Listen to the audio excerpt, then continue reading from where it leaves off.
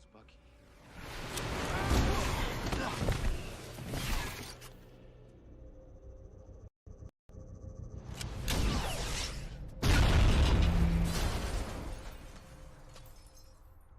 Roger, let me know when you're ready. I just did.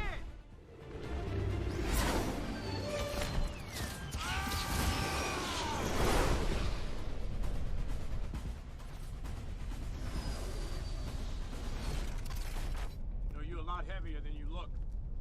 We had a big breakfast. Steve!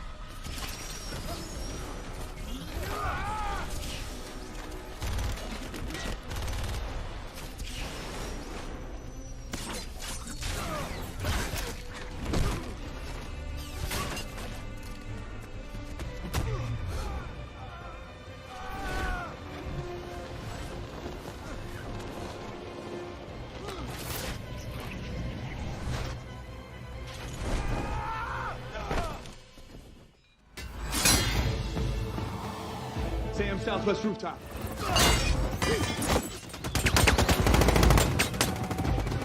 Sam, got him.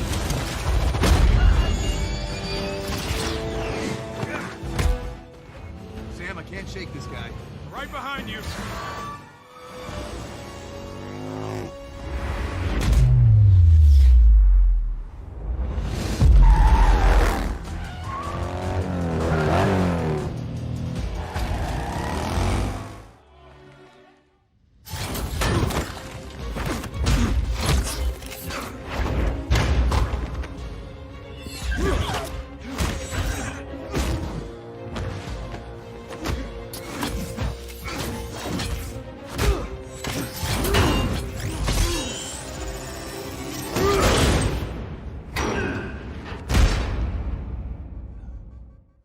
Most elite death squad. More kills than anyone in Hydra history. And that was before the serum. They all turn out like you? Worse. The doctor, could he control them? Enough. Said he wanted to see an empire fall. With these guys, he could do it. They speak 30 languages, can hide in plain sight, infiltrate, assassinate, destabilize. They can take a whole country down in one night. You'd never see them coming. This would have been a lot easier a week ago. If we call Tony, No, he won't believe us. even if he did, Who knows if the Accords will let him help? we're on our own. Maybe not. I know a guy. Because this stuff tends to draw a crowd. Can you move your seat up? No. You know, he kind of tried to kill me. Sorry.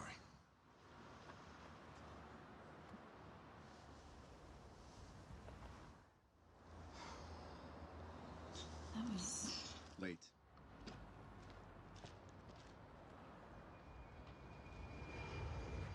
Hey, man. What's up, Tic Tac? Good to see you. Look, what happened last time? It was a when great audition, but it'll never happen again. Yeah, well, what else is new? We should get moving. Got a chopper lined up. We found it. The Quinjet's in Hangar 5, North Runway. What the hell is that? Everyone's got a gimmick now.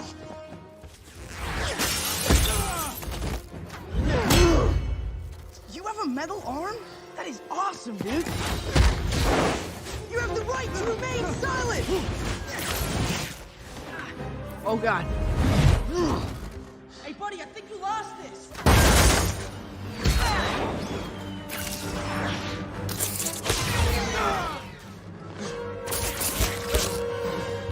Those wings carbon fiber?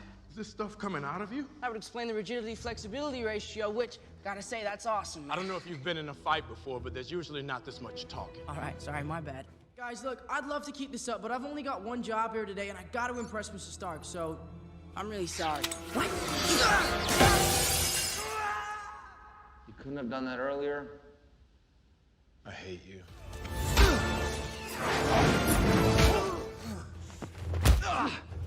I didn't kill your father. Then why did you run?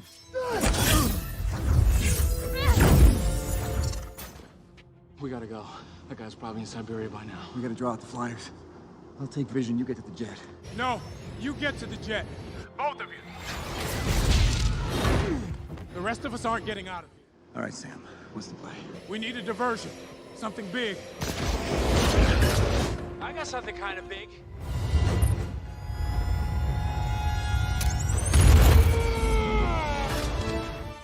I guess that's the signal.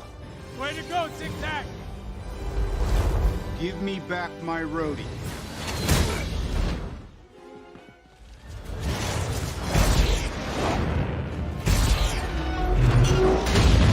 I'm open to suggestions.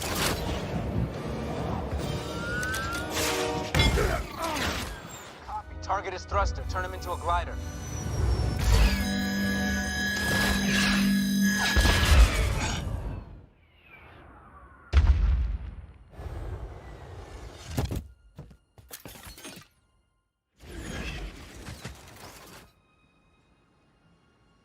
Sorry. And? A semi-stable 100-year-old man. How you been, Buck? Not bad for the end of the world. Hey, Cap, we got a situation here.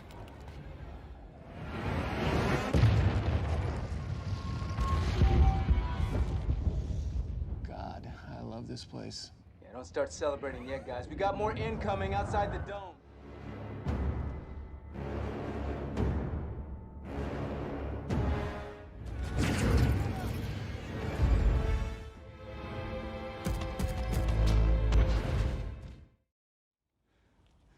Captain Sam, can you hear me?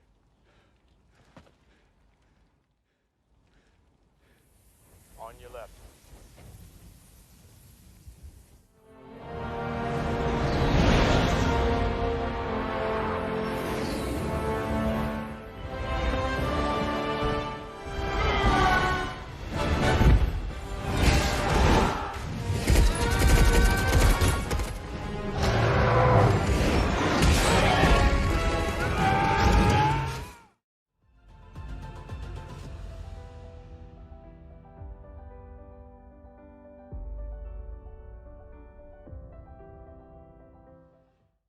If you want, I could come with you.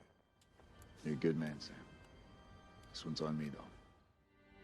Don't do anything stupid till I get back. How can I? You're taking all this stupid with you. It's gonna be okay, Buck. Sam.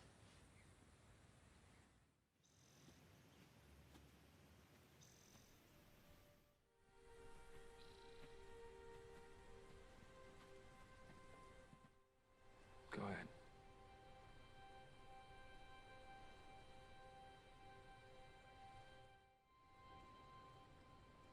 Hi, Sam. So did something go wrong or did something go right? Well, after I put the stones back, I thought... I'm happy for you. Truly. Thank you.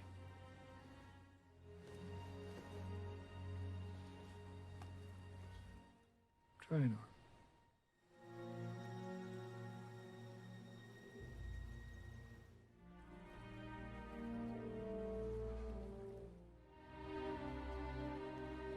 How does it feel? Like it's someone else's.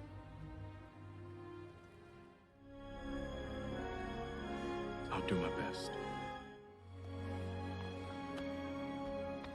That's why it's yours. You want to tell me about her? No.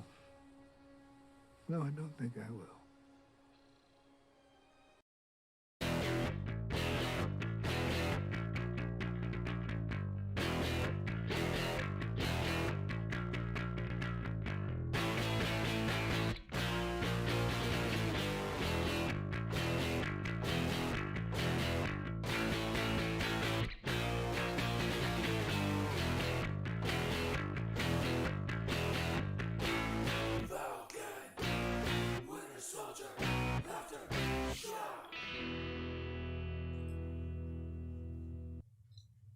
And we are live yet again with the Falcon and Winter Soldier after show.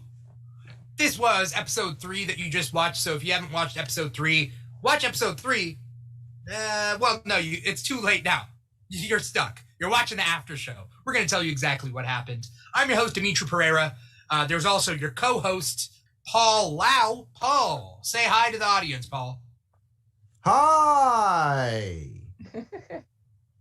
I'm glad I have you, Paul. You're pulling a lot of weight. I like it. It's COVID weight.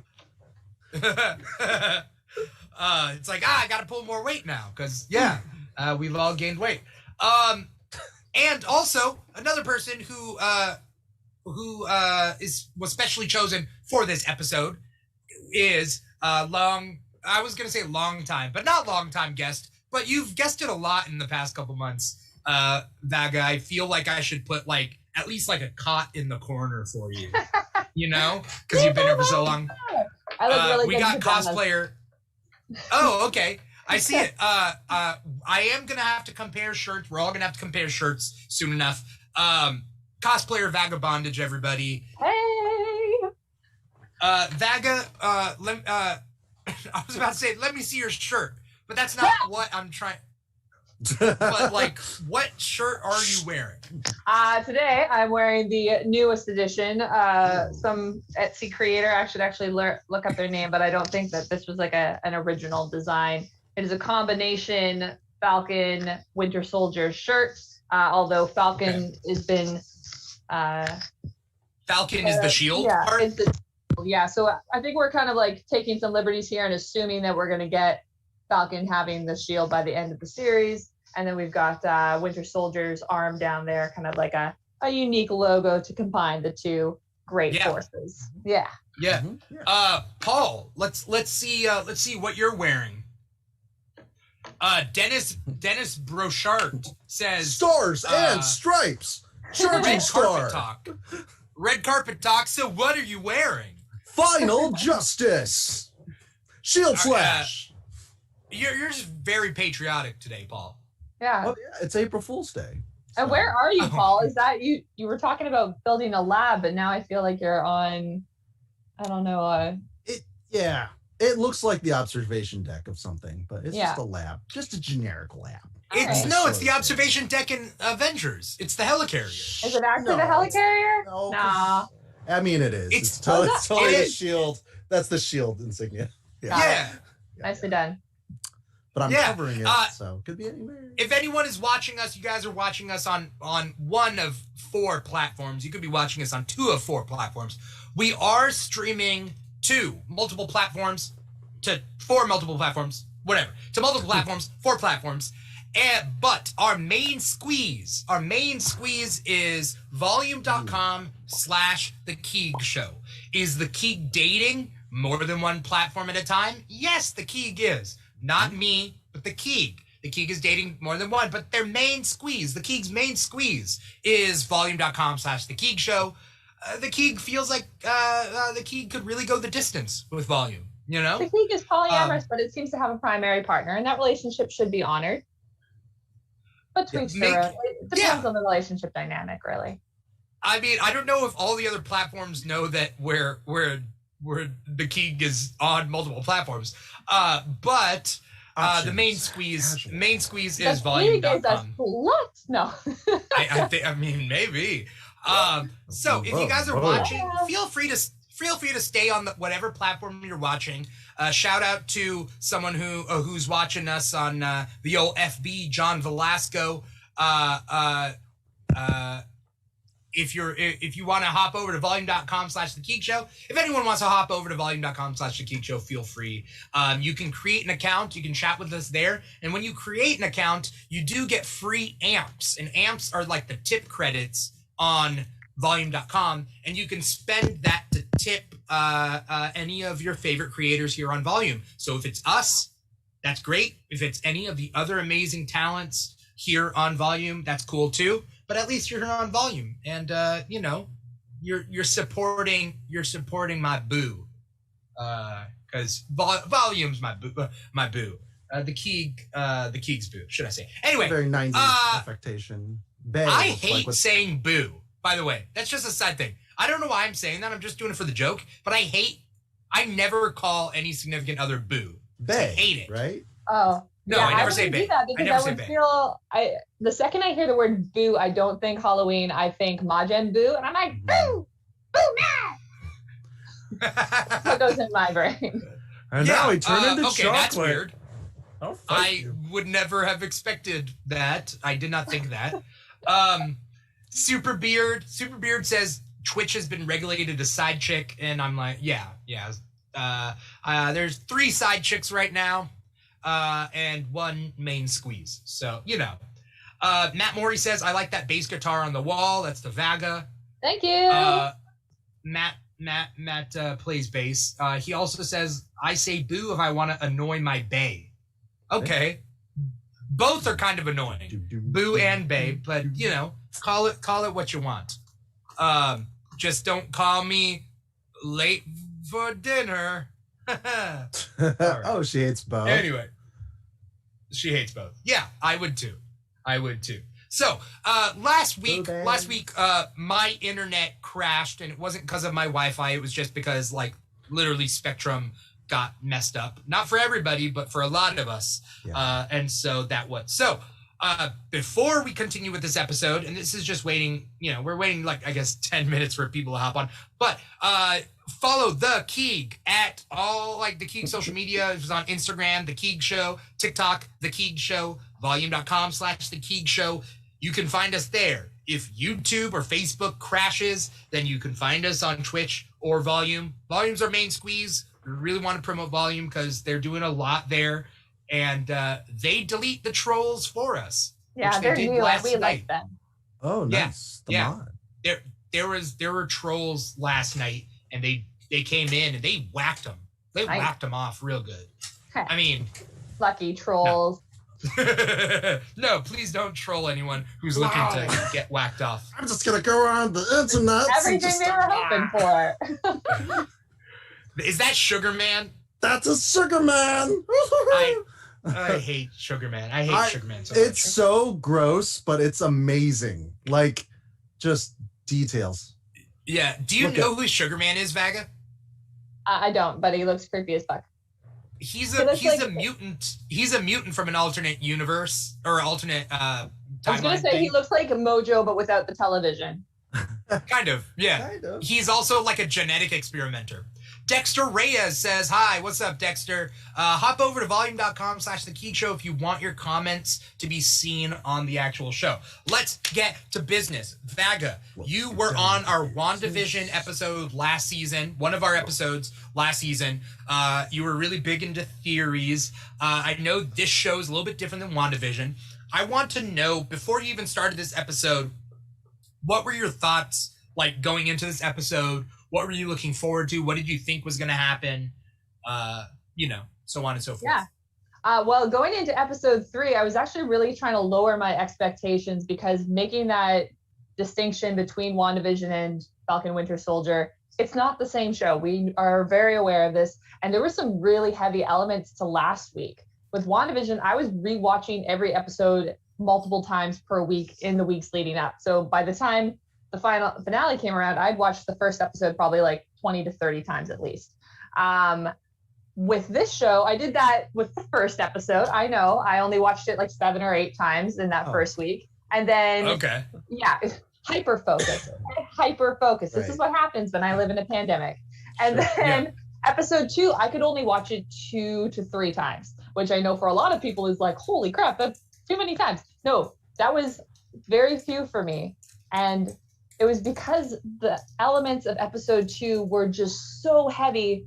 I needed more time to take a step back and process and understand the information. And I also used the opportunity to go and find the creators, people of color on TikTok and YouTube and wherever people are talking, Twitch, volume.com, and try and understand a different perspective and how other people are taking the information from the show and how they're translating it. So understanding that there's so many elements of this program so far that I, as a white woman, am just not going to be able to identify with. I definitely took account of that and did some more research too. I was reading some back comics, reading some series that I hadn't picked up in the past, and I've been learning a lot. So that just meant less rewatches. But going into episode 3, knowing that we've got Zemo now, we've got Sharon on the table, the theories could be bubbling for episode 4. Okay. We finish the episode with theories about the next episode, so keep that bubbling a little bit longer. Yeah. And then I'll let them simmer. We'll definitely we'll definitely go over that. Paul, given what we went over last episode and whatever, what do you think was going to happen in this episode? Oh, beforehand? I mean, obviously we're going to get Zemo. And they did mention Madripoor last episode, did they? Did they? I don't think they did. No, they hadn't, but it had been in the previews, and then it was confirmed by the writer. If you've been watching some of his interviews, he kind of let it slip. And so Madripoor, we knew was on the table. Okay. Yeah. Well, I guess I wasn't expecting that. Yeah, I didn't know where they were going to go with the Flag Smashers either, because what they've been doing with almost every new character is the softer side and then the gray area, Yeah. just like in this episode. So we'll find out. And yeah. I thought I was never going to see that chicken liver guy ever again. He got a second episode. Yeah, so good for him. Oh, Get the chicken liver guy. Yeah, the face of John Walker. Yeah. People are going to be buying chicken liver to support that man. You know, like there's going to be fans of that dude. I don't know if he's even got a name. He's the Paul Newman of chicken liver. Because all proceeds go to a worthy cause. I look forward to the memes. Yeah. I was just gonna say, I was a little perturbed. Someone on TikTok was like, "Yeah, John Walker's a bad ricochet shield thrower. He has no imagination." And I'm like, Cap lost his shield fighting Ultron, and Nat had to pick it up off the street on her motorcycle. And it's just like, I don't know, like ricochets, you need options. So I'm just gonna. There wasn't any options on top of that moving truck. It's the trucks are weaving in and out. There's no Cap on a motorcycle hitting a tree, hitting a soldier. That's different. Stationary object. Anywho. Yeah. I want to do a couple shout outs there. We do have Dexter Reyes watching us. He asked for a shout out. I'm not sure if he has an Etsy store or not. Or he's just saying, "Can I get a shout out?" Here's a shout out, Dexter. Thanks for watching.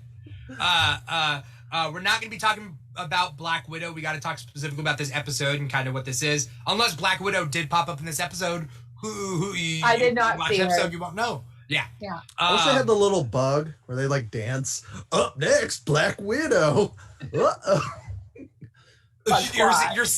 Are you talking about when it's on network TV and it's little advertisements for that whatever other episodes on that network coming this fall, Black Widow in the city. Nostalgia cable television. That's good time. Yeah, that was good time.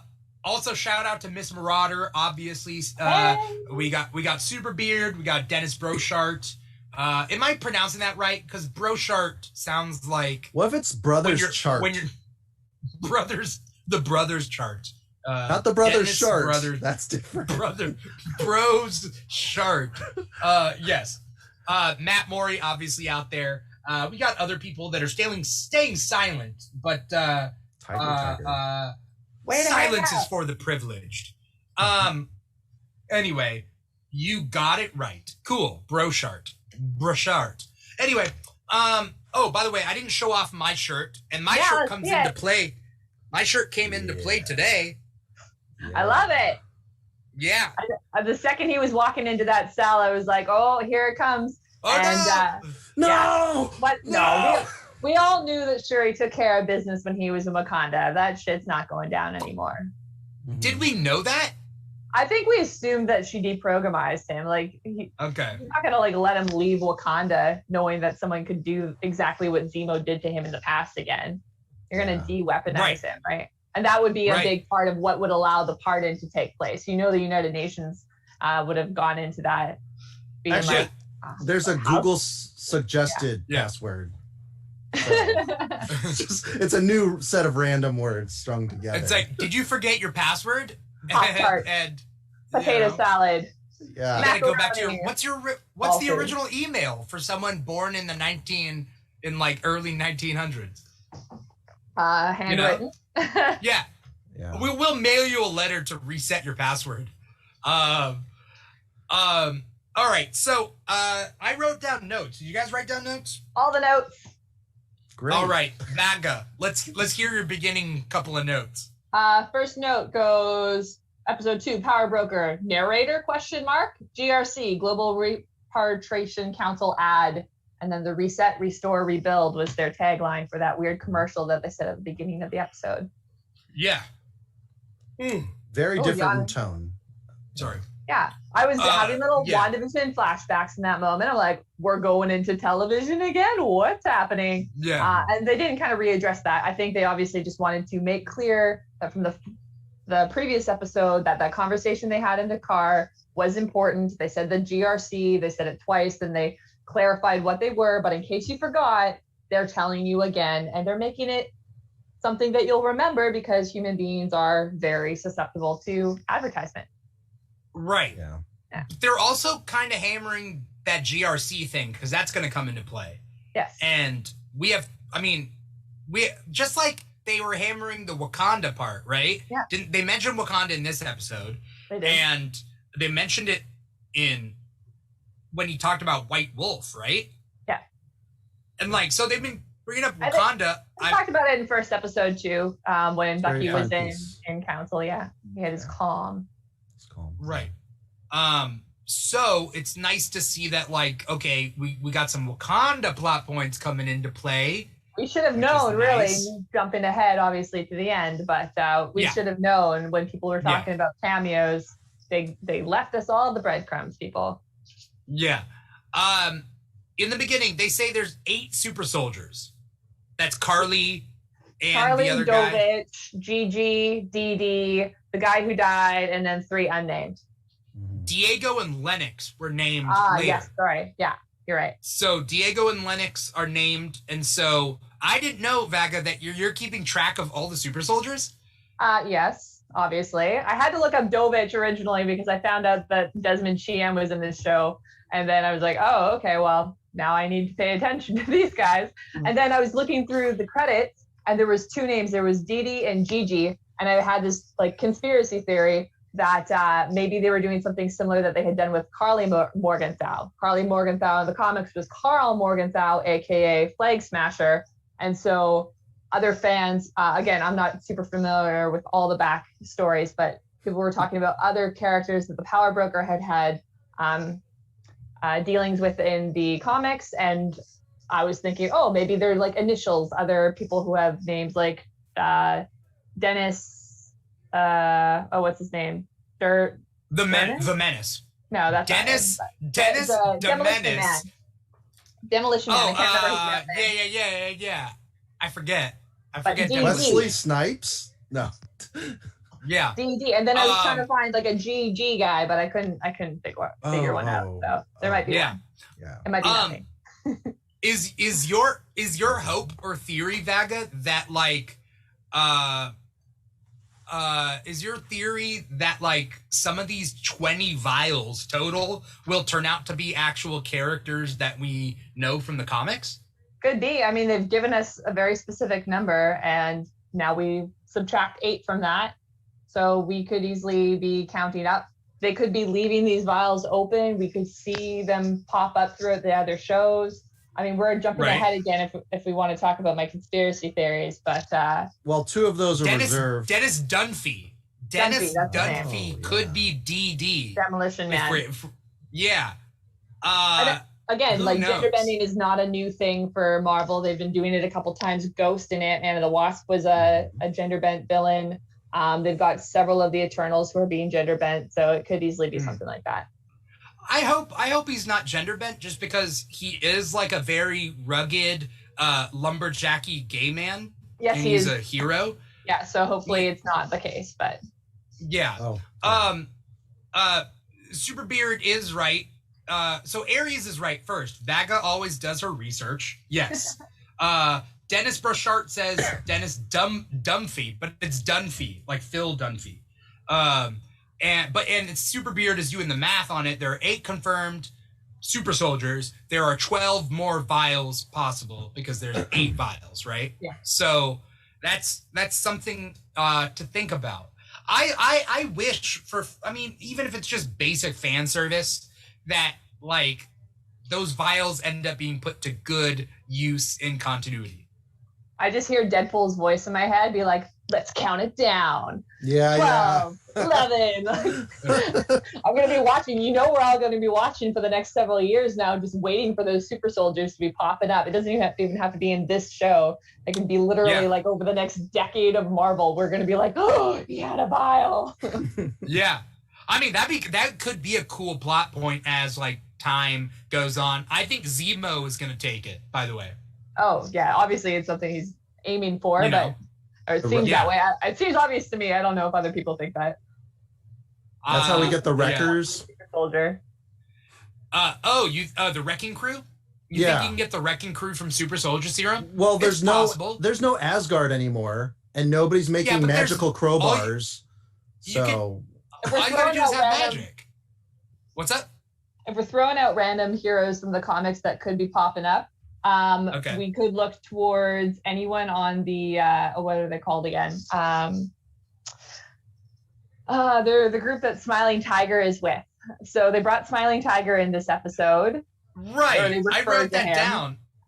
He was a character in like the early 90s. They stole a Quinjet of the Avengers and they crash landed into Madripoor. And he was a member of did I write it down? The Folding Circle. The Folding Circle. Yeah. Like, again, super random characters. And they were always fighting against people who were on the, not the New Avengers. New Warriors? The New Warriors. So people like I'm reading it, by the way. Okay. Yeah. You're reading the Wikipedia I'm not just trying to school you. I'm I didn't know. looked it up too. I had like vague memories, but obviously Google has all the answers. So yeah. Super Beard says, Walker could get one of those vials. Battlestar could get one of those vials. So that leaves 10. So like they're Speedball, Dark I think Eli is gonna take one. Patriot, of course. Yeah. You know? But then some bad guys gotta take some, right? Yeah. Oh, I have a question for you guys. Has anyone actually confirmed, like there was this talk before the show even started that we're going to be seeing Cap's funeral. They kept saying like in the promos, they've got this sort of funeral scene. Is there any actual confirmation that that's Cap's funeral? Because I had this sad thought that maybe it's going to be Isaiah Bradley's funeral. I don't want it to be Isaiah Bradley's funeral, but I don't know. I haven't heard anything. That is something that Super Beard might know. Because he keeps up on it. But they mentioned that Zemo's one of the most dangerous men in the world. Has he earned rich, that? Huh? So you're rich, huh? Yeah. Well, that's fucking the whole show. Oh, you sell priceless art. Oh, okay. Does everyone has disposable income out the ass, and he's like desperately trying to get a loan. Is that what they're saying? Is that the point? I mean, yeah, if Sharon Carter can just like up and move and she's like, yeah, I just own an art gallery of stolen stuff and I have no shield. I have no connections. This is my life. My life. I mean, it sucks. It sucks. I mean, is it just showing that like other countries are just richer or at least like take care of their people better? I don't know. Madripoor, no. Because that place is, I don't know. They did set up Madripoor to be specifically, it wasn't like two countries came together. It's a pirate colony from the 1800s. So they set up its backstory and then it just happened to boom. And yeah, it's a pirate colony, but it does not exist in like wooden boardwalks like it did back in the 17th century. No, sir. We're talking global, like leading edge technology because that's what pirates do these days. So yeah, it makes sense to me, and I fucking love it.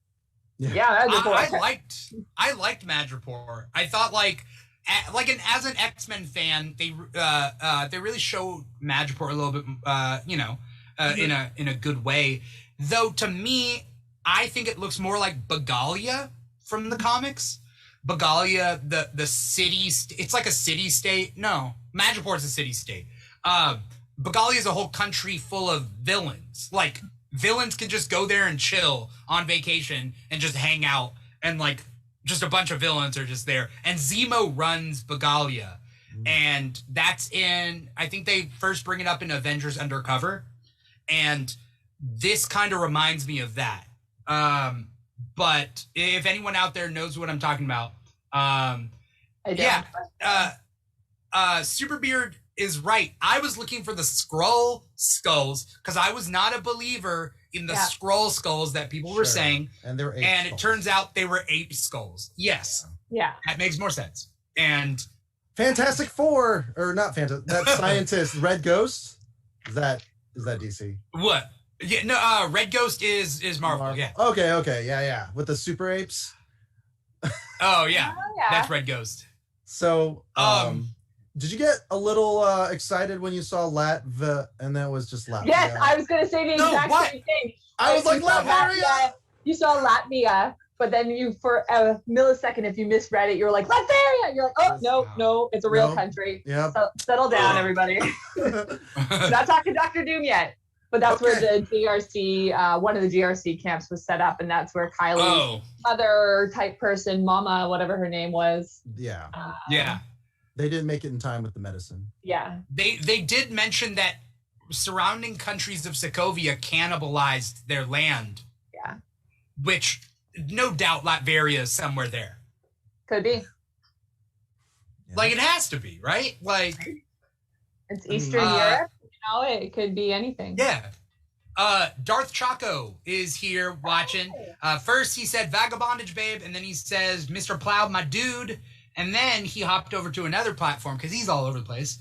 Darth Chaco says, is Latveria mentioned, though, as the neighboring nation of Sokovia? Latveria has not been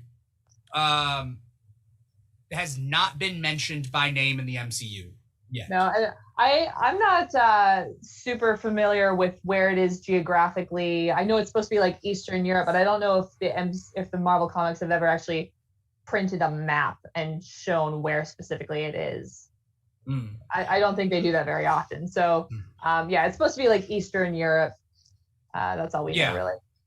I want to do some shout outs because I actually didn't realize that on the old YouTube, we got some people chatting it up. Everybody's chatting all over the place. Understand that the chat that you're seeing on the screen is from volume.com/The Keeg Show. If you guys want to come over there, you can be part of the conversation. So, Sun Denise says, "Who was the Wakandan girl in the end? She wasn't Okoye, right? No. Super mega. Wasn't. That's not Okoye. What? I thought it was Okoye. Oh no! I was so excited. Is very distinct. Oh, I'm so sorry. Yeah. I feel really bad. I totally thought it was, because then I was like scrolling to the end to see if there was an after credit scene for no good reason, and I just got too excited, guys. I'm sorry. She obviously was a member of the Dora Milaje, but who, I don't know. Super Megamon Inc. says, nah, that was Ayo. Yeah. And then Sun Denise says, who is Ayo? We never got introduced to her. Super Megamon says she was in Captain America Civil War and the Black Panther movie. We met her before Okoye, didn't we? I don't know. I didn't recognize. She was the first person that we saw, but I don't think that's Ayo either, unless they recast her, because that's not the same actress. Superbeard says it was the guard that almost fought Black Widow in Civil War at the car scene. Was it actually? Oh, I didn't think that was the same woman. I don't know. I'd have to go back and check because I don't recognize the actress, so I don't know specifically. Deep dig, by the way. Good job. Which one? No, just like that scene, just knowing that scene. It's like, Black Widow in the car. And I'm like, that happened? Oops. Super Megamon says, heard it could be a fake funeral for Ross, is what he, Super fake Megamon funeral for says. Ross. Which Ross, senator or agent? Yeah, I don't know. Because there's two. I don't know what Super Megamon is getting at.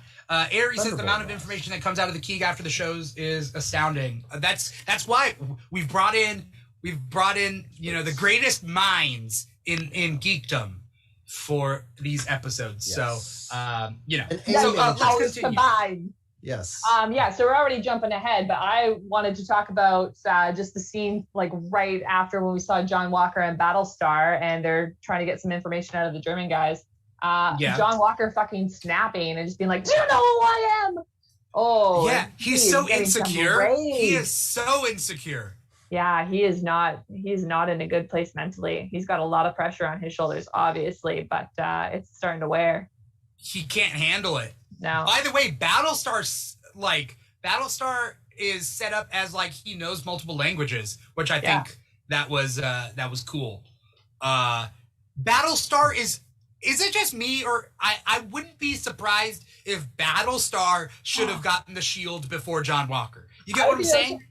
I would be okay if something went down and Sam, for whatever reason, still didn't want to be Captain America, and then Battlestar took it. You know, I'd be like, yeah, this guy's fucking dope. He's the show. He's keeping like Walker on his toes and keeping him going. So is Battlestar? It sucks he's playing second fiddle though. You know what I mean? Okay, did the actor play in Not Another Teen Movie as the token guy? Because he really reminds me of, hey, look, man. No, that's a different guy. But it's just that energy. No, they do look alike. I'm thinking about the actor. That actor was on Sister, I think, if I'm remembering it correctly. Anyway, the point being is, it could also be like Eli Bradley could get the shield at the end of the series. I'm just saying. The way his uniform was returned to him at the end of Red, White, and Black, that was sad and beautiful. I mean, it was with Isaiah's one, the ripped one. It's so sad. If you guys have not read Truth, Red, White, and Black, that's Isaiah Bradley's story. It's a 7-issue miniseries, and the style's on purpose. It sucks how close it is to real history. That's what sucks. Like some of the things that they say, not the actual story, but like some of the things they say, so close to actual history. Yeah. I'm sorry, Vaga. Yeah. I was gonna say I'm sorry I interrupted you, but I interrupted you to say I interrupted you. Yeah. You go. I was interrupting you, but yes, it's basically, and there's a lot of parallels in that storyline as well with Red, White, and Black. Just from Bucky breaking in episode 2, breaking open, and them being like, oh, they're stealing medical supplies. Like that's a total storyline that Isaiah Bradley and his super soldiers did to try and basically take down the German super soldier program. So that's it. That's all. Continuing on. John Walker, totally mental breakdown. That was exciting. And then my next note is Selby. After that, Selby. Well, I was gonna say even before that, like Zemo breaking out of prison. Yeah. And Bucky helping Zemo break out of prison. And that hypothetical for you. That was you do. Yeah. That's the clean version. Most cell breakouts are not as. Yeah, it's messy. Why would two guys just start fighting? That doesn't happen. Oh, it can happen. It can happen. Yeah. I mean, he's going to kill you. Oh boy. Yeah. How do you get that note? I missed that part. I missed. Bucky threw the note. He rolled it up really tight. The only thing I don't get is how Bucky got the card into the book and gave the book to. Yeah, I'm assuming there's like a Zemo. food slot or something, but that would have been on camera, so I don't know. Yeah. Some sort of sleight of hand that we see that happens off camera. Whatever it is, they take a little bit of liberty. Zemo got out. Yeah. Also, the whole something that's interesting. Okay. What's up? I just like Zemo dancing. Machiavelli, yeah. Zemo dancing was weird. Here's the thing about Zemo, and what I wanted to bring up. The last time we saw Zemo, the only other time, was in Civil War, when he's a couple steps ahead of everybody, and he's already strategized it to stay a couple steps ahead of everybody. And so he's obviously cerebral. He obviously. By the way, thank you for the amps, Aries. Thank you so much. We appreciate it. What was I saying? Cerebral. This is Zemo when he's not a couple steps ahead of everybody. So he's working out his strategies in real time in order to gain some sort of distance, right? Instead of always being in front of them as they keep going, he's like trying to gain some distance as they go along. Well, right? you saw when he entered the cargo container, they bust out their guns. He has no gun. He opens the door and then lets I think, Winter Soldier lead, and then gets in between the two, so they cover the 6 and the front. So when they walk into the car in the shipping container, like he steps aside after opening the door and gets in the middle, because I don't know, like every action they do speaks volumes about the character. So he didn't have a gun. Not at that. He had a gun. No, they didn't let him have a gun. Yeah, he didn't get a gun till later. Okay. Because he searched under the desk later to kill the scientist. He only grabbed his mask then. Oh, is that what he was doing? I wasn't sure what that under the desk thing was. I was like, is he stealing something? Oh yeah, what is the under the desk? Yeah, a gun. I have to go back and rewatch it. It's a gun. Okay. Yeah, because it's Madripoor. And he has... Yeah. So the only thing that he grabbed before they went to Madripoor was the mask. Right.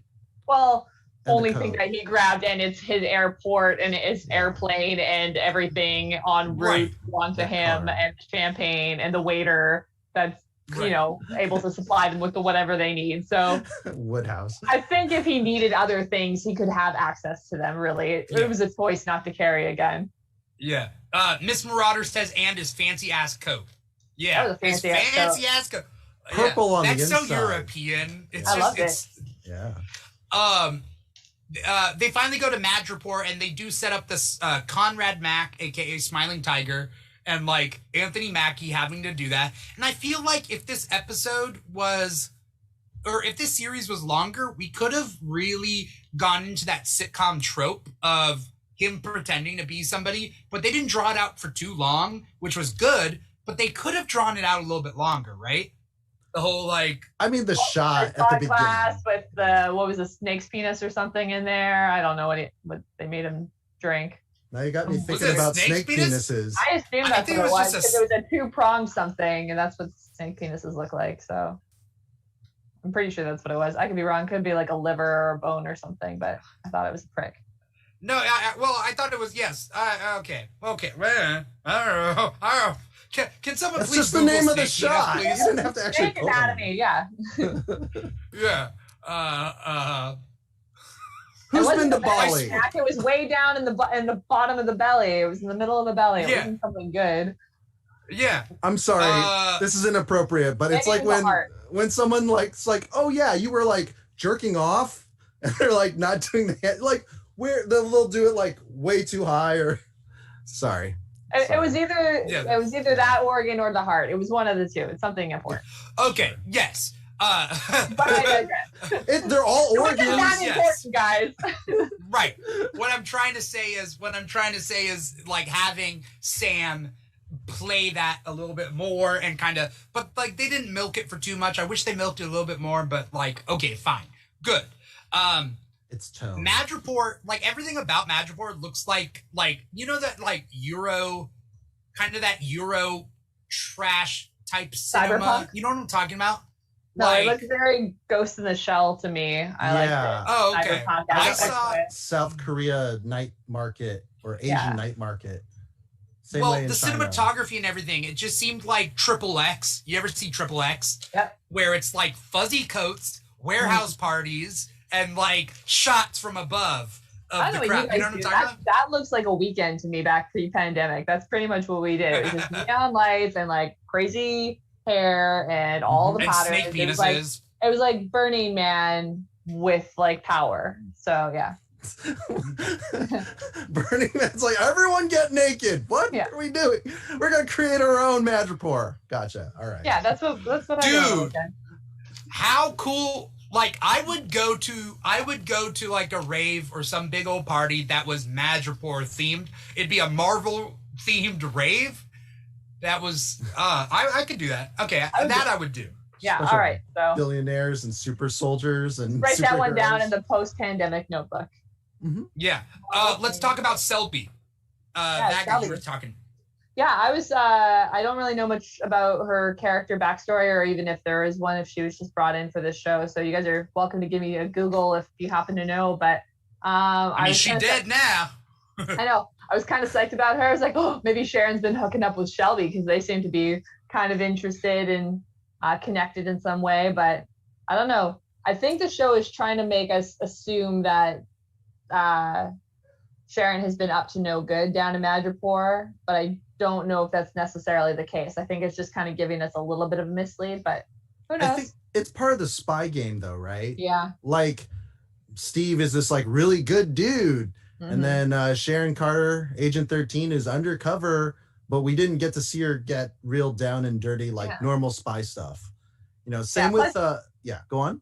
Plus desperation, right? She's on the run, so she's got to make the best of her situation. And now what? She's managing this crazy like museum brave place where it has some of the most luxurious art pieces in the world. Yeah. That's a theme in Marvel is don't trust large institutions because they could fall at any moment. So SHIELD, the government, taking care of Sam and his family after the blip.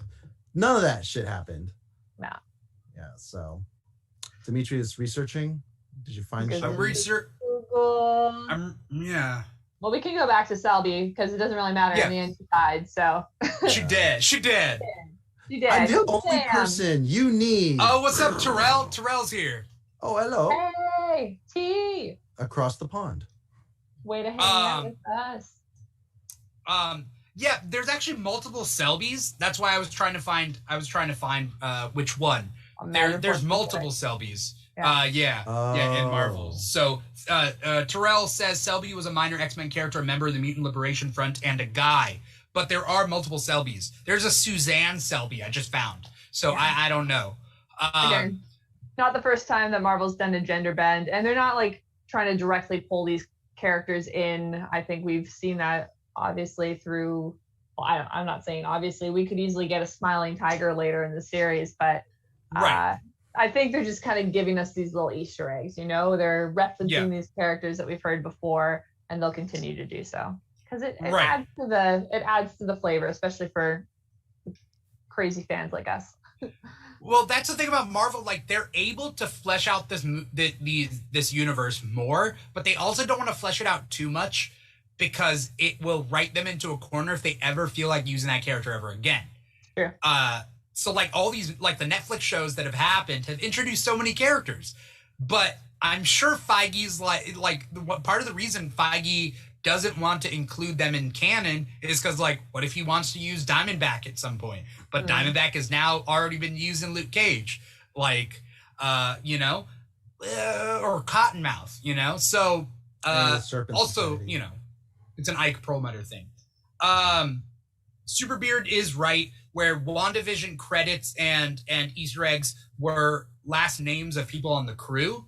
So Superbeard is saying D. Selby is a Foley artist for Marvel. So it could just be they're throwing in their own people's names. Yeah, and that's cool. It'd be cool if there was a character named Dimitri, but, you know, whatever. We have to consider there's only so many names in the world. Like, you can keep making up names all you want. You're probably still going to, like, smack up against something when you throw it into the Google toolbar or search bar. It's going to give you something, right? It's going to give you. You saw my Bart in as the Asian flag smasher. So yeah, I got to go back and do some quick rewatches though, because we saw on the walls in Madripoor there was like the monkey face neon sign. Yeah, there's the princess bar. There's the power broker is watching, which we've already seen that a little bit. I think it's definitely in the promo. So and in the post credit scene. So. Right. I don't know. I think there might be some other little Easter eggs that we can dig up. I'm sure T is all over it, but someone will find it for us. I really do like Madripoor. There's Hightown and there's Lowtown, and like we see Lowtown first, and then we go to Hightown. We meet Selby drops the name Wilfred Nagel. Who shoots Selby? We don't know. No, it was Sharon. Sharon, she saw them in the bar. She had her hood up. That's right. Yeah, and then so she kind of scamped off, and then she had a feeling of what they were doing there because she could hear that they were looking for Selby. And so then she went and sussed out. She was basically sniping that window, and as soon as their cover was blown, she took Selby out. Okay, cool. So that answers that. And then she rolled up as they were on the run. She's like, well, you guys fucked up. Sam's line that made me laugh was, "I can't run in these heels." Yeah. I laughed. You're taller than I thought. Yeah. Yeah. Or like when he was like, "I'm dressed like a pimp," and like Zemo, what did Zemo say? He was like, only an American would would think that a well-dressed African American man is a pimp or whatever. He said fashion forward. Fashion forward, yeah. He said like, a fashion forward African American is a pimp. This is a better Zemo, by the way. More lighthearted, witty. Zemo. Yeah, it's just not brooding over his dead wife. 7 years to kind of like he succeeded in whatever he was trying to accomplish. He's gone through his grief counseling. He's been 7 years in his cell. He's gonna enjoy himself a little bit. He didn't zap away, right? Yeah, no, he was there the whole time. Yeah, that's true. By the way, if a prisoner zaps away and then they fill that cell with another prisoner, then he zaps back. There's gonna be like two. Like who? Can you imagine coming back from the blip, and then you get shanked? They're like and you just get killed right off the bat. It could happen. Hulk, you really should have thought of your snap, man. You should really. Yeah. Superbeard says Dancing Zemo was great. He was. Dennis Brochard says, I know I'm not supposed to like Zemo, but he is fun. Miss Marauder says, I love new Dancing Zemo. Aries brought up the fact they were bonding over Marvin Gaye. I did write that. That was awesome on the plane. Trouble man. Yeah. Like he's out of line, but he's right. Yeah. Yeah. Well, this Zemo's different though, because he's not a Nazi. He kills Hydra. Yeah. You know? His motives were really he just hates. I mean, he's lost so much. So. Right. Yeah. I do want him to have a sword. Wait, here. I want him to have a sword. Let him fight with a sword. Let the man fight with a sword. I want to see this shit. Give me this shit. I was worried he was going to have his comic book origin happen when he shot the gas thing. Oh, like a burn? Well, it sticks to his face, and he can't take it off. It's like kind of dumb, but whatever. Yeah. Did that don't want that. Zemo too, or was that just Helmet? Zemo? I think that was the original, but didn't they do something also stupid? Sure. And then I think there was like a similar storyline, like later on, Baron Zemo also got his mask super glued to his face, whatever. The original Baron Zemo, it was because of Captain America that Adhesive X stuck his mask to his face. Keep in mind, the original Baron Zemo is the reason why Bucky blew up, or blew up and then fell into the ice, and then Cap fell into the ice. That was a Zemo mission. Oh, right. And there's that was Helmet Zemo. Heinrich Zemo would be the modern day Zemo that you see in my background. He didn't have a mask glued to his face. He was on his father's mission, like agenda. But then I think somebody tortured him and glued the mask to his face, just like his father type thing. Son of a bitch! God, this is like the Lieutenant Dan stories. Like, I had a relative die in every single major American war. Oh, yeah. So then we finally get up. Says, oh, sorry. What did Brochard say? Oh, he says when the lab blew up, Dennis was like, well, someone's getting superpowers. Yeah, I was just about to say pretty much the same thing. You're on it. Yeah. Yeah, so Wilford Nagel there, they basically interrogate him, and then kaboom, like, I was like, Terrigenist? Sharon's getting powers? Oh no, not that again. Is Sam gonna grow wings? Like, my brain just explodes. It's like, what could happen? Right. Everyone gets powers. So, right. Because there was an original storyline where there was like, an outbreak, a pandemic basically took place, and they had to do some rewrites because they were going to drop this show, and then they were like, oh wait, we actually have a pandemic on our hands, so that's a little too close to home, and the story was that they rewrote it because of that. So we're kind of seeing where that storyline would have come from now, I think, but the question is there those vials? Well, when the whole lab exploded, like, that was the question, was, are there any of those vials here and here in this lab now? It's like, no, there weren't. It showed some vials, didn't it? There's, I mean, it's a laboratory, right? So there's all sorts of stuff. There wasn't necessarily the serum, but there's everything that was required to make the serum there, and then they all exploded together and created a mist, and that sounds like a Terrigen mist to me. Yeah. Literally any superhero's origin story. Yeah, I hate the Terrigen Mist. I also do not like the Inhumans, and I'm fine if they never exist in the Marvel Cinematic Universe. We're going to get Inhumans, though. I've actually been reading up a lot, catching up with the Young Avengers, the Miss Marvel, everything that's coming down the line. And I really think that they're going to go Inhumans and mutants. Like, I think we're going to get them both because... We don't need them both. Also, they don't work well together in comics either. No, but that actually does lead to a nice possibility for them to be able to do public, not satire necessarily, but for them to address public issues in a fictional setting, because you've got two minority groups who are similarly marginalized, and they often go head to head. Like, they have issues, they have racism within each other. I'm just saying there's potential. Yeah, I'm not a fan of Inhumans because the expansion of Inhumans in the mythos only expanded because Marvel was like, well, guess what? We're not even going to do much with X-Men because X-Men's owned by Fox. We're going to expand the Inhumans to the point of being mutants. And so, like, it used to be that, like, mutants were, like, Earth things, and then the Inhumans were just this royal family on the moon, and all the Inhumans were on the moon. Or they were on the Himalayas, like they would move. But the point being is, like, they were a contained society, not mixing with man. Yeah. And then they were like, nope, let's expand the Inhumans all around the world. And it's the same as mutants. It's okay. I'm gonna help you out, Dimitri, because it doesn't really matter. The MCU has already set themselves up to not have to necessarily go into that background storyline. They've already used the word enhanced, and they've attached it to the Sokovia Accords. They've attached it to the enhanced, what's the program that we saw in the credits? It's like the United States enhanced super weird. What's it called? If you pause Kevin Feige's name before it scrolls away, you see enhanced something act, and I can't remember what it is. Anyway, that's the thing.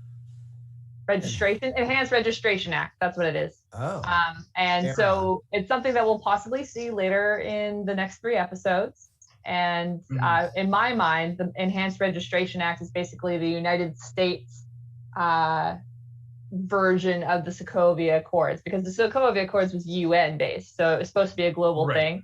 Obviously, the globe is kind of in chaos right now. They've got the GRC doing all their shit, and the United States is cracking down. They're going, nationality, or nationalism, and they've got Captain America French on their side, who is basically... Sorry. No, that's more French. But yeah, I think Captain America at the moment is supposed to be basically protecting this new enhanced world registration act that and our new Captain America needs new enhanced registered. Yeah. So Inhuman or otherwise, basically anyone, like even Black Widow, Natalie was technically an enhanced being under the Sokovia Accords because she had enhanced crazy training.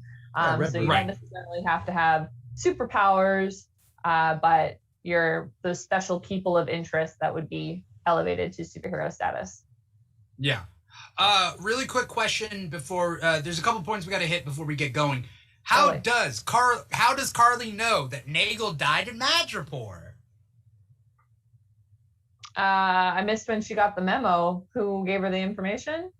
Nobody. We didn't see. Carly tells. Carly tells Dovich. What's his name? Dovich. Carly tells Dovich that Nagel died in Madripoor, and it happens the scene afterwards. Well, they just said right before that they have connections all over the world, and that they basically have loyal followers because they're doing whatever work the world is doing right now. So she's got this whole little network of information that's able to come to her. Have you heard of the internet? Yeah, literally everyone in Madripoor. She probably got the hit. Everyone got the hit notice. Yeah. For the guy who killed Nagel. Yeah, she got John Wick. But she was on the message board on Reddit. Who there knows? Everybody who there knows that Nagel died.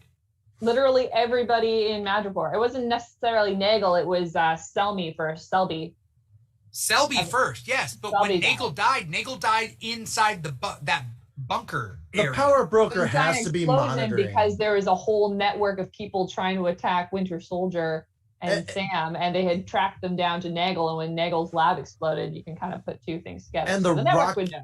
Yeah, and the rocket launcher is what actually exploded the whole thing. It wasn't just Zemo shooting the guy in the face. So, the goons, they're doing the thing. Yeah. People in the comments want to talk about Carly. Let's talk about Carly. Carly Morgenthau. And Yes. her mom. Carly blows up the car. There's a car bomb.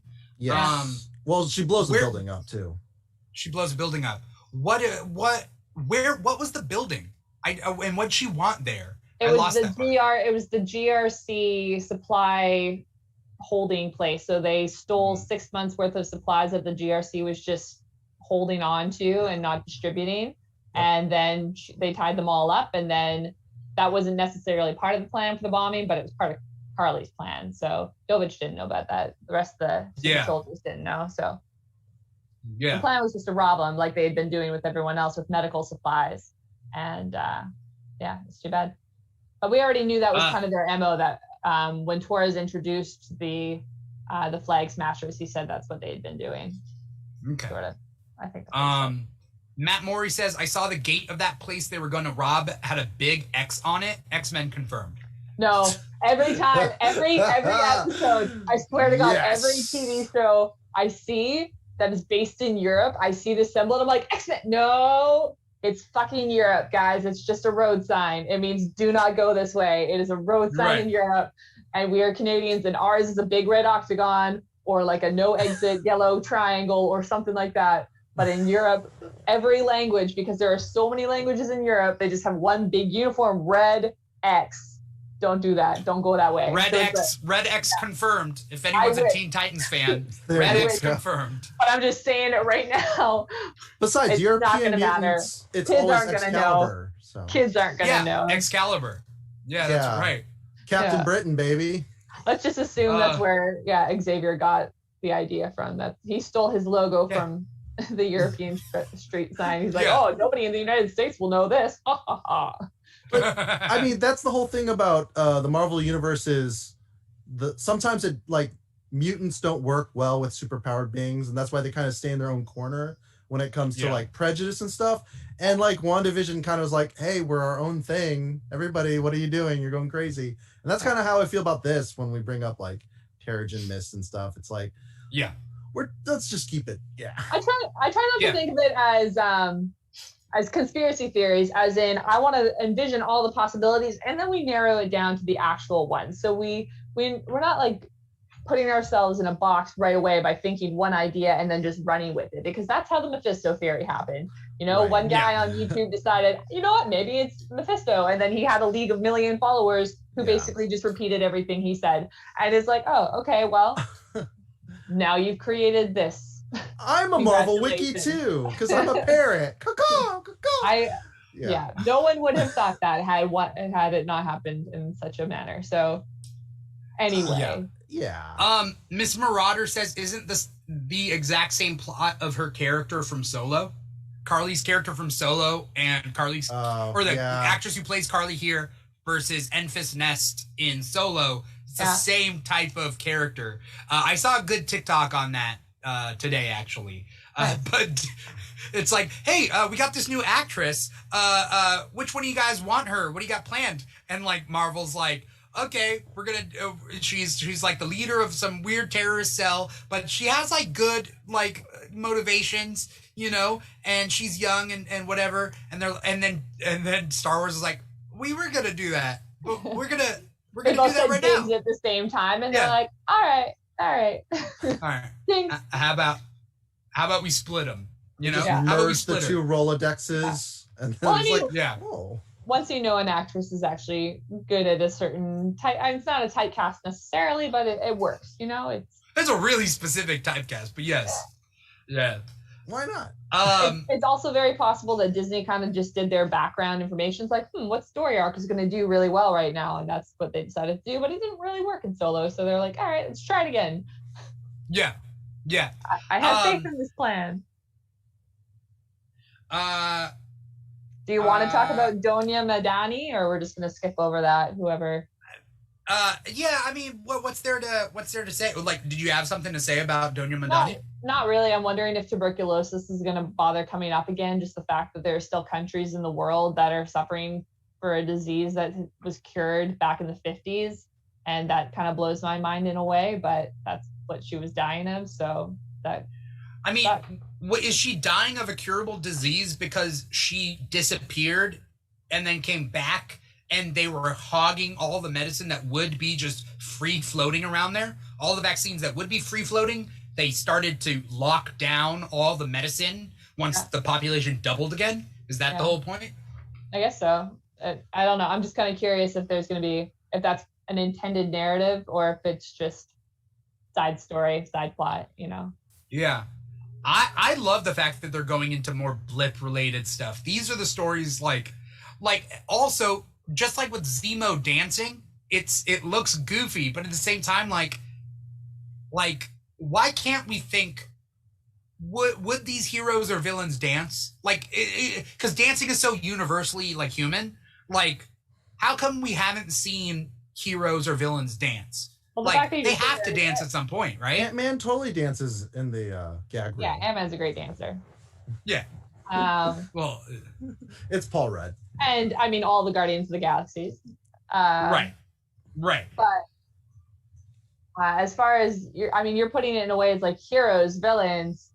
In the end, I think the bigger message that I keep trying to pick out of here, and what I was hoping to see in WandaVision, is that every villain has a hero arc in their mind. You know, they all see themselves doing the right thing for a certain goal. It may be selfish, and that's, you know, so they're the hero of their own story, or maybe they're doing something that other people just don't see. If they're trying to defend the innocent, like these Robin Hood, Flag Smasher kind of storyline characters are going. So I like the idea that it should be opening up people's minds. I just don't know if that's gonna be the case. I mean, the information is there, people just aren't looking at it, which is great that they brought that into Zemo's storyline. Oh wait, no, that's not. It's still in Carly's storyline, but I don't know. Zemo, that was his whole thing, right? The information is there, you just have to know how to find it. Mm-hmm. Yeah. Back in Civil War. We end with. Well, we did. Did we even talk about Sharon Carter being kind of off? Yeah, well, I think we kind of brought into it where she was. I don't know. Dimitri, don't say it. Do not say it. I'm not going to say it. Do not. I'm What's not. your theory? No, it's not my theory. Paul, now put that into my head. Okay. Paul, take that out of my head, Paul. Fine. You get out of my head. Korean barbecue. Okay. I don't know what we're talking about, so I'm just gonna carry on. No, is Paul gonna say scroll? Is that what I Paul was gonna telling say? you to not go. Is something off? Does she eat her toast slice in half and not cut diagonally? That's not what I was trying to get at. No. I was not trying to get at that she's a scroll.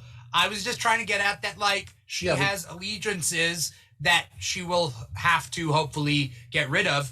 But who is the person, and why does she have a driver?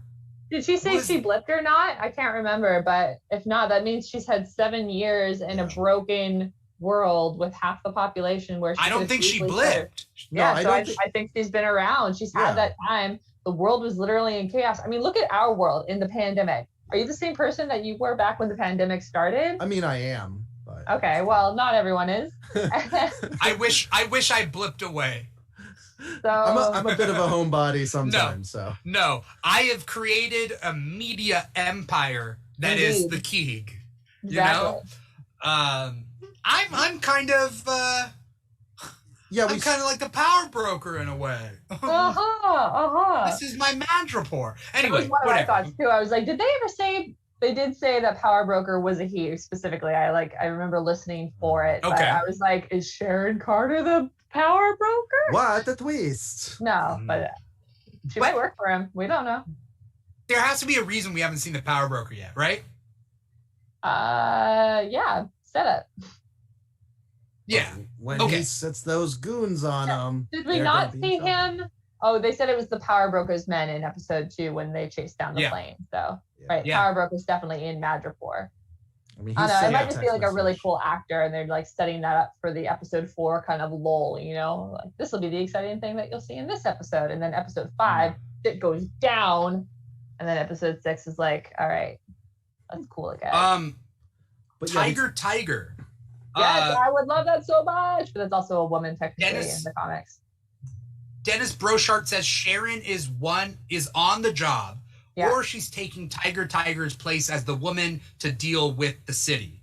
Could be, but the second that I saw that chick pull up in the car, I was like, if that's fucking Tiger, I'm so psyched for this. Because in the first episode, when Bucky was on his date and he made that comment about tiger photos on the internet and they were drinking tiger beer, I'm like, I just think this is foreshadowing. And it might be nothing, and I could be crazy, but that's where my brain went, because she was the crime boss of Madrid. And just for the fact that they're pulling out random comic book storylines like Smiling Tiger, just like anyone who's literally had anything to do with Madrid, they're like, we're going to put this in the story. How could you ignore the crime boss of Madrid? The Full House episode in WandaVision, there's like a tiger on the table. There is indeed. It's everywhere, guys. I'm going to get my string board back up. Yeah. So many tigers. Tony the Tiger. Tony Stark. Oh. There was a guy outside my apartment in a tiger onesie earlier today. I was like, oh my God, he's in on it. Calvin and Hobbes, the other buddy cop story we don't talk about. I just looked up Lennox. There is a character named Lennox who got his powers from the Power Broker in Marvel. Nice. So these names of these super soldiers might be are all tied into Power Broker specifically at some way.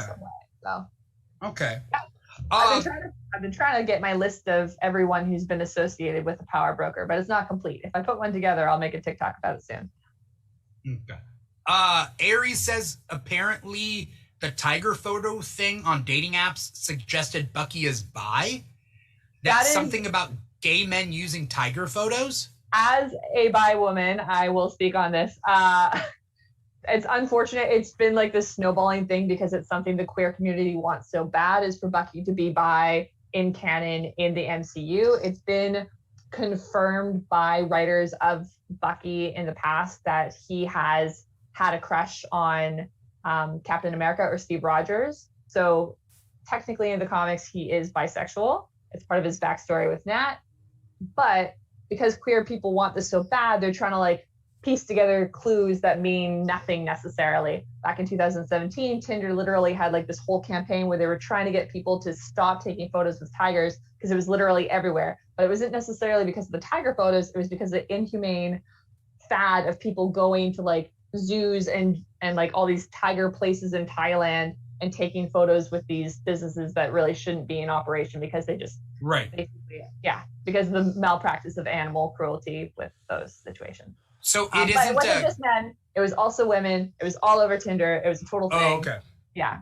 It was an old fad, but people think that it was men, and the fact that he saw men photos that might have had tigers. I don't know. It was a breach. Then Tiger King got huge. That bitch Carol Baskins. Carol Baskins. Yeah. Aries wants to know, is there anything Vaga doesn't know? I don't think so. That's why we invite her onto the show, you know? Many here's the thing, and I just want to, I'm not saying that Bucky isn't bi in the comics, but I could say, because the amount of times I talk about Idris Elba being the most attractive man in the world, that I have a crush on Idris Elba. But I don't have, it's not a romantic sexual crush. It's like, I wish I was just hanging out with that guy. That guy's so cool. I wish I could be him. That's my crush. Could that be more akin to Bucky's crush on Captain America?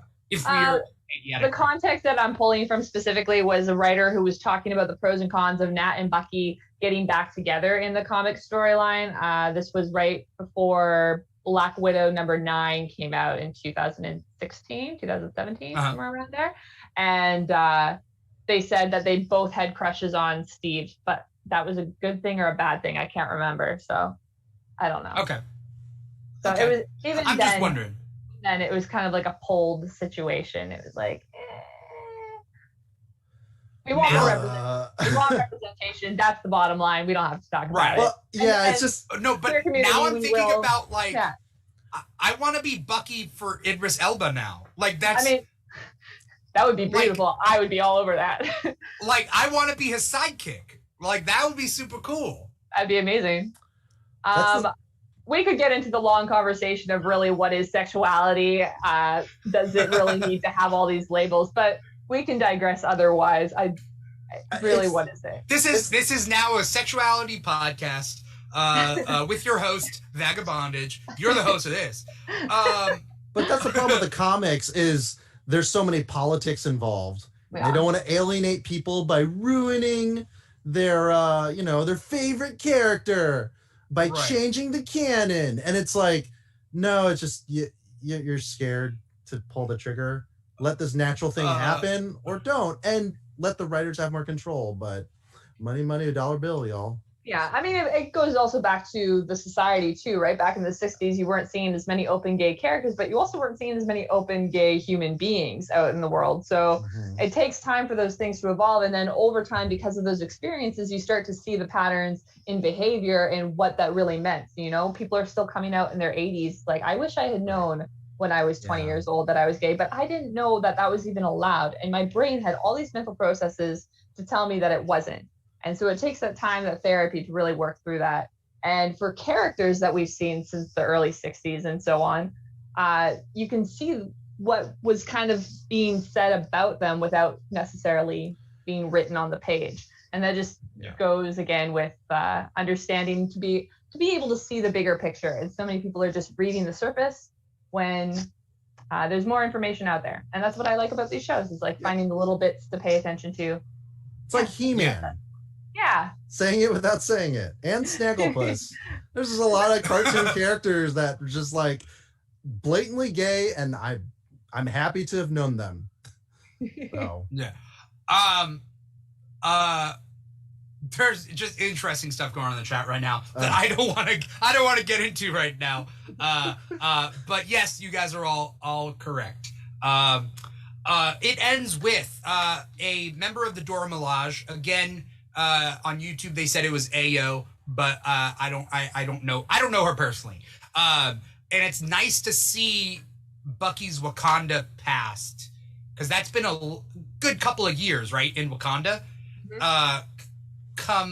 Would have been 2 years about. I thought he was asleep for most of that too, because when he went there with Cap at the end of Civil War, he kind of like went under, and he said like, I'm just gonna, they made it look like he was gonna sleep away the next 2 years. And then the next time you saw him was in Black Panther at the end. They kind of woke him up, and then shortly after that was Infinity War. So it was really only like less than a year that he got being conscious in Wakanda. Yep. Taking advantage of overseas healthcare. Right. Because, I mean, as Falcon and Winter Soldier shows us, superheroes don't got shit here. You know? The government does not do anything. Well, the government probably is like, well, you didn't, you weren't part of the government team of Avengers, so you don't get healthcare. Well, you picked a side. You picked the defective side, you know? So. Right. Yeah. The name White Wolf has appeared multiple times, or been brought up in this show, and then in the comics, White Wolf is a separate character, but they're thinking about there's like a merging of sorts. Dennis Burchard seems like he's on that train, but he's saying he doesn't think it. Maybe it doesn't mean the same thing as in MCU. Okay, what are our theories for going forward as we close up this episode? What are our theories for what this is like? What could possibly happen with this member of the Dora Milaje here with Bucky? What does she have to say? She's like, come back. Like, come back? I mean, what could she say? Oh, no, she's there for Zemo. That's what she said. She's there for Zemo. Oh, so killed the king. That's right. I was gonna say, like, is someone going to announce that King T'Challa is dead? Because that would be a really interesting way for them to bring that in. But I'm trying to remember when the show was written and when we got the news about Chad Boseman. Boseman. Boswick.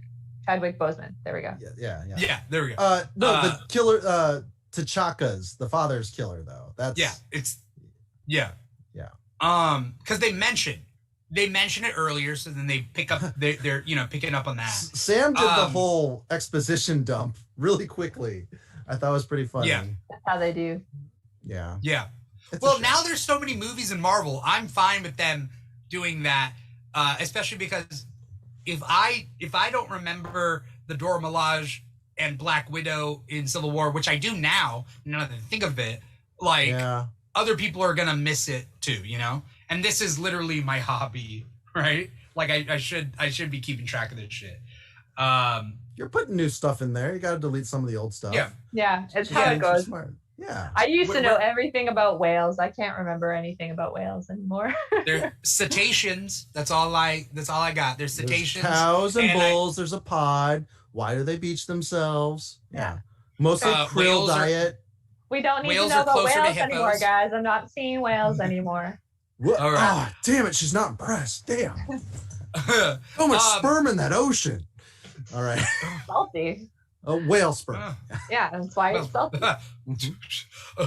I thought it was salty because I didn't call it back. If you're a real man, you will go into the ocean and try to match sperm for sperm all the whales out there. You're just spend all your time shooting it into the ocean. And that's why they call me Spawn. It's a 24/7 job. That's a crime. You can't do that. Where do we see the series going? What threads are they gonna be going on? 4, I want to make a call. I think we're going to get George the Leaper back in episode 4 because we're in Madrid. It's like the pirate capital. They did so much exposition in the first episode, literally the first scene about the LAF cruise. And they never explained what an LAF was. Only if you go to Marvel.com can you figure it out that it means La Aviators Flyers. It's like the French aviators is what they call themselves. Yeah, the aviators français, something like that. French aviators is what they call themselves. Yeah. But they didn't explain that in the show. So if they're going to talk about them again, like you can't name an organization 6 times, in an episode and not tell us what that means. I think we're going to see George again. And we're gonna see Batroc the Leaper. Is that what you're saying? We're gonna see him back. I think it's gonna pop up in episode 4. I'd like to say. I mean, it might be later, but I think it's gonna be episode 4. There seems to be some wiggle. We only have 3 more episodes. Doesn't that suck? Yeah, we got to get some more backstory. Agent Carter's gonna get her whole. We're gonna understand her side of things, right? So hopefully we need to know more about her. She feels like touch and go. I mean, maybe at the very end she'll get her pardon. I am happy to say that we're not going to be getting her as a love interest, so that's kind of nice. Right, that's great. Right away. But we might not see her again until like episode 5. Episode 4, they'll probably go back to Louisiana. But how will they get the shield? Because we know that scene in the promo goes down where Sam gets the shield back and he starts practicing again. So right. I don't know. My theory is that John Walker gets his ass like royally kicked. Yeah. And then he gets the power broker and starts to roll up, and he high-fives his bro Battlestar. He's like, cheers. And then they go overboard on the Flag Smashers. And then even though, I'm trying to remember the line at the beginning when we saw them, they said, it's like, okay, well, they didn't have any leads to go on, so that they were going to follow the guys who did, basically. They were going to essentially track. That's what I took from it, is that they were going to track Bucky and Sam. So they're going to figure out pretty quickly that they're responsible for breaking Zemo out of jail and starting all the chaos in Berlin, and they're going to hunt them down. And so there's going to be some sort of skirmish between those parties yet again. Yeah, they're setting. Oh yeah, go on. We didn't get a lot of John Walker this episode, so he's definitely going to be popping up. Yeah, they're setting him up to fall on his face and get humiliated, and like it sucks because like a lot of hate is out there for him, and it's just like, I don't know, I'm okay with giving him a chance. I don't think he's the worst person. I don't think he'll be evil. I don't think he's just gonna go the super villain route. I think he's going to be humbled, or not humbled. He's going to get humiliated, take the serum, then get humbled, and still have the serum, but then have to figure out what he's gonna do. Oh, I think it's gonna make him rage out or something. I don't know. At a certain point, until he's finally defeated, then he's humbled, then he has to figure out what he's going to do with his life, right? Maybe Wakanda will have the antidote, right? Because they have the ability to like de-super soldier their Black Panthers, right? They can take that's because of the flower. Yeah, that's the whole heart herb. But I heard this great theory. Now this is where we're going off in conspiracy theory world. Is that the original super soldier serum was based off of the heart flower or the heart herb? What's it called again? The heart-shaped herb. The heart-shaped herb, yeah, that grants the Black Panther powers because they didn't have that ability. It was just like some sort of power, and it wasn't until they invited the Vita Rays in. But somehow they had to get vibranium out of Wakanda, and that's how Cap got his shield. So at the same time, there could have been some flower stealing. I don't know. Just remember, it's always cat-based. All technology is purring, catnip. You see, when you get peed in the eyes, you trip out. It's called cheesing from that South Park episode from Cat Piss. And that's how he goes and hallucinates into the... Nope. What are you talking about? You don't, no idea. You don't know about vibranium? Purring doesn't make your bone density better? No, but I like the idea that the whole super soldier serum could come from Wakanda originally. Because it would go hand in hand with the shield, the emblem, the symbol, where it all started. And then it would also allow for Wakanda. I mean, otherwise Wakanda could just figure out an antidote, but they could take away the power just as easily as it was given to all these super soldiers. It's all burnt though, right? The heart-shaped herb? All the heart-shaped herbs are burnt. That we can tell in Black Panther. Like they're supposed to have burned. Yeah. Thanks, Killmonger. That's true. Superbeard says that the serum was created long before the vibranium was brought out of Wakanda for Cap's shield, because Red Skull took a version of the serum before the beginning of World War II. But we'll see. I don't necessarily buy into that theory that the serum is based off the heart-shaped herb, other than maybe an inspiration having seen a Black Panther in action. I think that like these flag smashers are gonna die in the end, no matter what, and Walker is gonna be the real villain that will then have to be like, he's gonna have to get his flag smashed in order to become U.S. agent. Nope, I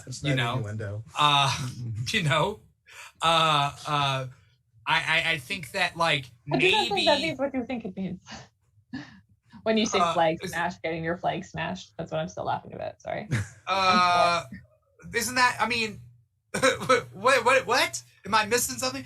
Anyway, he's gonna get his flag smashed so good. Yeah, he's gonna be smiling for a week. Man, I'm just gonna like cut this line. That flag's gonna smash right into the ground. Flags, pulls. Anyway. Netflix and flag smash. Okay. Disney Plus.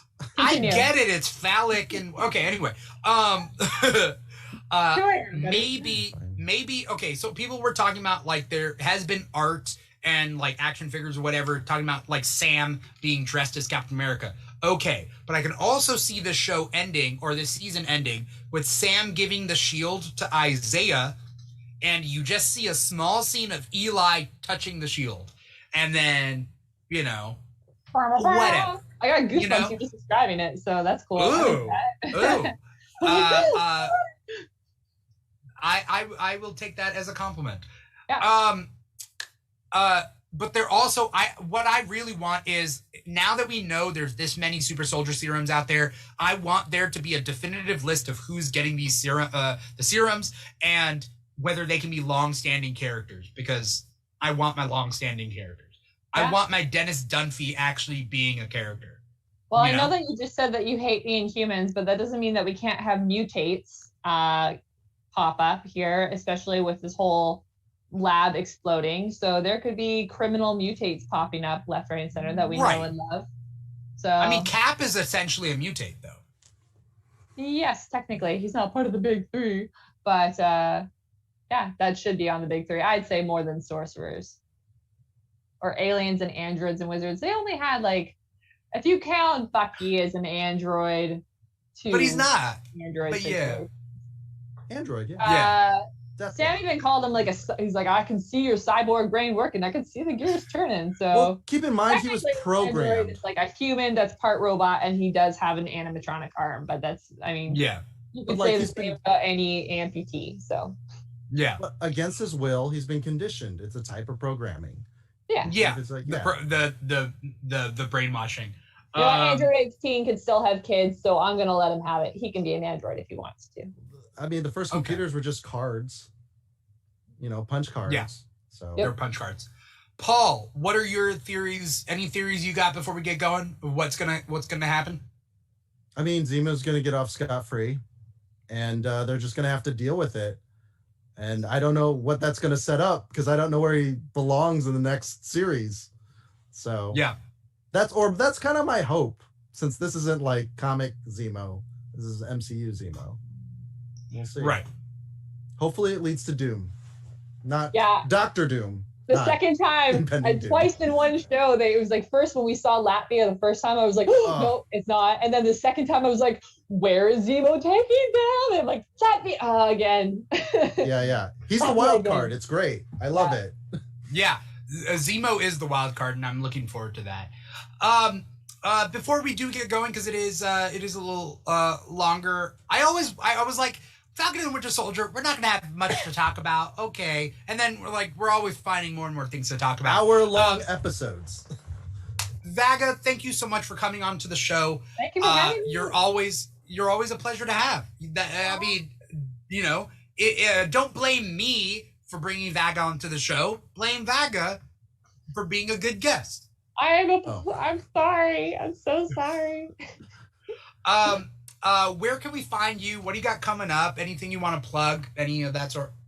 Nothing big and special at the moment, but I have my regular weekly pre-show when I'm on TikTok for just getting ourselves in the mood for whatever Marvel show's coming on. So at the moment it's Falcon Winter Soldier, Thursdays, 11 p.m. Pacific Standard Time. And then you find me through TikTok. That's probably where I'm hanging out the most. Lots of content coming up. I'm going to do a little series on queer POC characters in the next week or two here. So that'll be fun. And then through that, my Instagram is fun. I don't have many followers on there, but if you wanted to go and give me a follow, it'd be fun because then I'll get more inspiration to do fun shoots. But of course, through both of those, you can find my links, and that brings you to all the naughty stuff that I also do online. Awesome. A lot of her links are right there displayed on the thing, and then through that, find all her other stuff. I was trying to do eyebrows like, yeah, but it just looks creepy. So please disregard what I just did. No, that's on the internet. Paul, what do you got? Anything you want to say before we get going? No. Okay. Cool. You can pretty much find Paul here on the Keeg. He's our co-host for the after show. We got 3 more episodes, 3 awesome guests booked for it. I won't spoil who the next couple guests are, but there are 3, 2 of which we've never had on the Keeg before. So there's 2 of them are new faces. 1 of them I have, but but Paul is the co-host, so you can see him here every Thursday night, Friday morning here, and also if we ever needed subs, because Paul fills in a lot. I'm Dimitri Pereira. I'm the host of here on the Keeg, so I host all these shows. Where you could find more information about these shows, you could find it on that bottom right-hand corner of the screen on that social media stuff. You can follow us on Instagram at The Keeg Show. You can follow us on TikTok at The Keeg Show. Whatever platform you're watching this show right here, right now, like, subscribe, follow, do all that stuff. Help us out. It's really important, like, people who are creating content get those followers actually clicking. And it doesn't cost any money. So, like, maybe it's not even just me, but if you like people's videos on YouTube, like, go follow them, subscribe, do all that sort of thing. That's free ants. It really helps out. Like free stuff. Free ants. Even if you don't know what I mean, it's free. Right. And if you're watching, again, our main squeeze is volume.com/The Keeg Show. If you sign up for an account on Volume, it is free. You do get free amps, which you can then use to tip these creators on the Volume platform, which is super important. Volume's been really awesome to us, so I'd like to thank Volume for this opportunity to be able to be putting shows up on their platform. And we're one of the only talk shows thanks. and one of the only niche, things. Thank you, Aries, for tipping. Aries, you're our #1 fan. So if I had a clubhouse, I'd put a picture of you there. Apex. Now Apex. Okay, now they're fighting. Now they're fighting. Because now I'm just telling you that Aries and Apex have both tipped the same amount. You guys are neck and neck right now, and I feel like Apex is new. Apex is tipping. There may be a fight. Okay. I love you all equally. Thank you. We do love you all equally. But if we had a clubhouse, I would put Aries' face up on a picture. Put a little gold frame. Aries tipped 1 amp just to get the lead. I understand that, and that makes a lot of sense. What else was I saying? Oh, okay. We do a lot of shows here. So tomorrow night is the Kickback. We bring in awesome guests to play little games and to hang out. That's our hangout show. We have a Saturday show that will be starting again April 10th. And we also have Comic Talk every Wednesday night where we talk about the weekly releases of comics for that week. So if you're into comics, you want to get into comics, you haven't gotten into it, but you want to know where to start, do all that stuff, be part of the conversation, come and watch Comic Talk here on these many platforms, including volume.com/The Geek Show. All that information will be here at the end of the show if you watch the outro. But either way, once again, I'm your host, Dimitri Pereira, and this has been the Falcon Winter Soldier After Show. Peace out, y'all.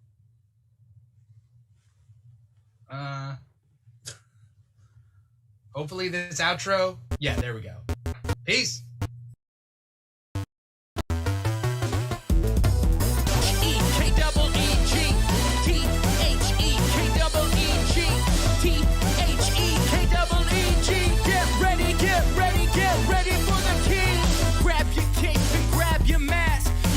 Super strong or super fast.